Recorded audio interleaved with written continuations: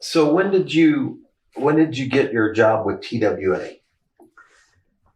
Well, of course, we moved 11 times in 10 years with those going with GMAC and BIC loans and CIT finance, which sent me up here to Kansas City.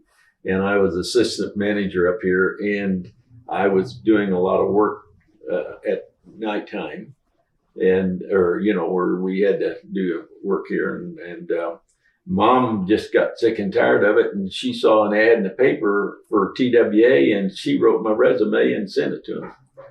And I got a call from a guy by the name of Bob Crandall, who ended up being president of American Airlines, and huge guy. He hired me on a Saturday morning in the rain when I came in, and the man that gave me my test, Mr. Lancaster, he was the manager, and Bob Crandall was the director, and in the collection department of the what they call the UATP, Universal Air Travel Plan.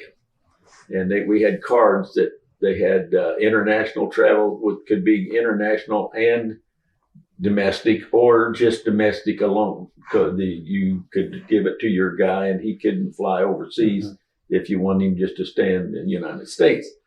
And Mr. Lancaster, after I had to take a test for filing clerk test, and then another one for collections and everything else. And so Mr. Lancaster said, I just want to tell you something funny. He said, as a collector, he said, you're rated way up there. He said, but as a clerk, he said, I'd have hired to file your hind end. And that was similar words to that. Similar. So Bob Crandall, who hired you at TWA, yes, is the same Bob Crandall that eventually became the CEO, president of American Airlines. And made American Airlines the biggest company and the airline company. But when you got hired by Bob Crandall with TWA, what was that, like 1965, 1966? 64, maybe 65, somewhere. Okay. Yeah. I spent 30 years there, and I retired in 97. Right. Right. Yeah. So, and when Bob left TWA, he didn't. He got upset because they picked a guy that was he was the accounting vice president, and Crandall was the vice president of something other than that. And the CEO of American Airlines, immediately called Crandall and hired him into the big department store in New York as the vice president for 1 year, because he couldn't go to any airlines for 1 year. Okay.